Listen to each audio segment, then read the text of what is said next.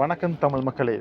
நம்பிக்கை, மூட நம்பிக்கை இது சம்பந்தமாக சில விஷயங்கள் உங்களோட பகிர்ந்து கொள்ளலாமான்னு நான் நினைக்கின்றேன். எங்கட நாட்டில் தமிழர் பாரம்பரியத்தின்படி சரியா சில நம்பிக்கைகள் மருவி மூட நம்பிக்கையாக மாறினதுக்கு பல சான்றுகள் இருக்கு. இப்போ உதாரணத்துக்கு இப்போ தேசிக்காய் எடுத்துக்கணும்னா தேசிக்காய் பாவனையில் ஒரு கிருமி நாசினி. அதை நாங்கள் வீட்டில் பாய்க்கிற பொழுதோ இல்லாட்டி வெட்டி அதை வீட்டு 4 பக்கங்களும் தெளிக்கிற பொழுதோ அப்படியான விஷயங்கள் செய்கிறதோ அது ஒரு நோய் எதிர்ப்பு சக்தியை உருவாக்குன்றது அது நம்பிக்கை. அது ஒரு விஞ்ஞான ரீதியான ஒரு நம்பிக்கை. சரியா, இப்படி பல விஷயங்கள் தமிழற்ற பாரம்பரியத்தில் கணக்க விஷயங்கள் இருக்குது. இப்போ தேசிக்காய் விஷயம், வேப்ப மரங்கள் பல விஷயங்கள் இருக்குது. ஆனால் இதே தேசிக்காயை வச்சு பேய் ஓட்டலாம், வாகனங்களை ஓட்டலாம். சரியா, வாகனத்தை முன்னே கட்டினா நாமரை போகும், அப்படி தான் வாகனம் நின்றவரும் ஒரு பிரச்சனையும் இல்லாமல் பயணிக்கும் என்று சொல்வதெல்லாம் மூட நம்பிக்கை. சரி, இதெல்லாம் ஒரு பக்கம் இருக்கட்டும்.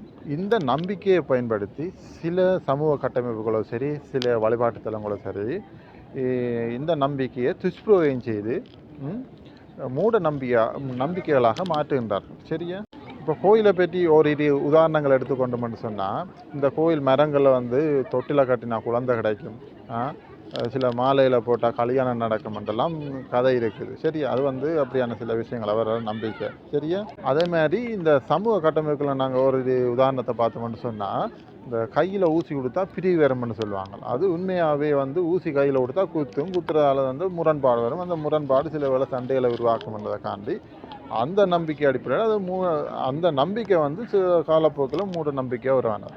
அதே மாதிரி உப்பு இரவில் அந்த முட்டை இரவில் கொடுக்குறதுக்கெல்லாம் காரணம் இருக்குது, அது உடைஞ்சி போயிடும்ன்றதை காண்டி.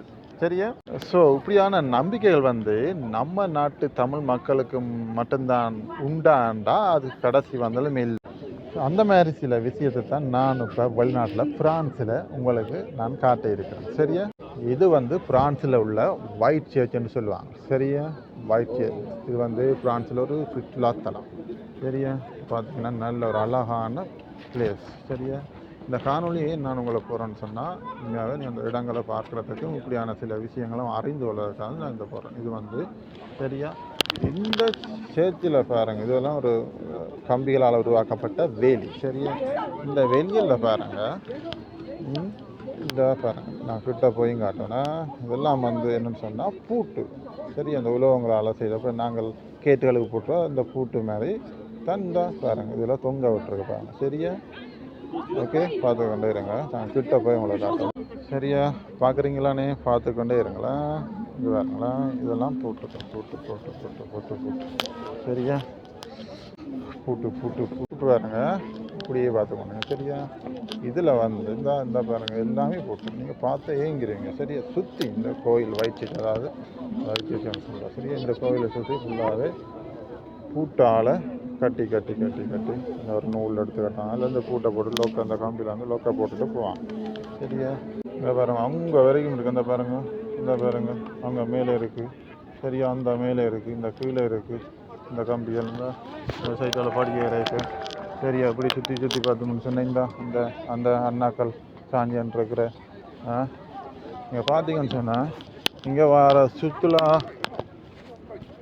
சுற்றுலாவுக்கு வர எல்லா மனிதர்களும் ஏதோ ஒரு நம்பிக்கையில் இதை இங்கே கட்டுறாங்க. இந்த பூட்டை கொழுவி விடுவாங்க.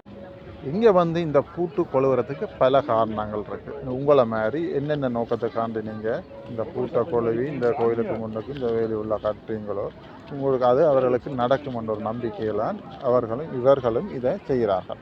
இங்கே அதிகமான பூட்டுக்கள் காதலர்களால் கொண்டு வரப்பட்ட பூட்டுக்கெல்லாம் நீங்கள், அதாவது இந்த பூட்டு எப்படி இருக்குது ஒற்றுமையாக கலராமல் இருக்குதோ அதே மாதிரி தங்களோட லைஃப்பும் இந்த காதலும் அப்படி இறுக்கமாக இருக்கணும், கொழுவுப்பட்டு இருக்கணும்ன்றதுக்காண்டி இங்கே இந்த பூட்டுக்களை அதிகமான ஆட்கள் கொழுவுறாங்க.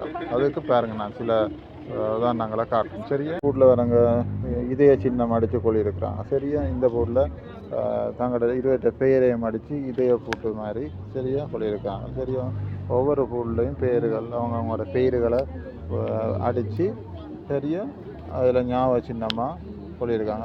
இதில் ஈவில் டவர், இந்த பிரான்ஸ் ஈவில் டவர் அப்படியான சில நம்பிக்கையான ஞாபகம் இருக்கக்கூடிய பூட்டுக்களை காலங்காலமாக அப்படியே கொழுவி வச்சு கொண்டு இருக்கிறாங்க. இது அவர்களுடைய நம்பிக்கை. சரியா, ஒரு சில பேர் அதை மூட நம்பிக்கைகளாகவும் எடுத்து கொள்ளலாம்.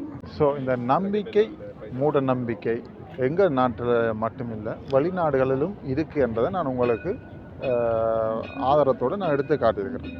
ஆனாலும் இந்த நம்பிக்கையால் எங்களோட ஊரில் பல பாதிப்புகள் இருக்குது. சரியா? இங்கே அப்படியான பாதிப்பு இல்லை. அவரவர் விருப்பத்துக்கு ஏற்ற மாதிரி அவர் தங்களுக்குரிய இதெல்லாம் கட்டிட்டு அவங்க போயிடுறாங்க. சரியா? ஆனால் எங்கள் ஊரில் ஒரு கோயிலுக்கு ஒரு சில விஷயங்களை நாங்கள் நம்பி அதை நிவர்த்தி செய்யணும்னு சொன்னால் அவங்களுக்கு காசுகளை கொடுக்க வேண்டியது. சரியா? விருப்பமில்லாத நேரத்தில் சமூக கட்டமைப்புக்காண்டி அந்த நம்பிக்கையை நாங்கள் பூர்த்தி செய்ய வேண்டிய பல விஷயங்கள் எல்லாம் எங்களுக்கு மன அளவில் பாதிக்கக்கூடிய பல விஷயங்கள்லாம் இருக்குது. சரியா? அதுக்காண்டி தான் நான் சொல்லுவேன், சில எங்களை விஷயங்களும் மற்றவருக்கு இடைஞ்சல் இல்லாமல், பொருளாதாரத்தில் இல்லாமல், மன நிம்மதிக்காக சில நம்பிக்கைகளை கடைப்பிடிப்பது, அதாவது மூட நம்பிக்கைகளை கடைப்பிடிப்பது அவரவர் விருப்பத்துக்கு ஏற்ற மாதிரி விட்டு சொன்னால் எந்த பிரச்சனையும் எங்கள் சமூகங்களுக்கு வராது. சரியா? எந்த இடைஞ்சலும் வராது. ஓகே, நன்றி, வணக்கம். இது சரியான தகவல் பிடிச்சிருக்கும் தகவல்னு சொன்னால் லைக் பண்ணி ஷேர் பண்ணுங்கள். நன்றி, வணக்கம்.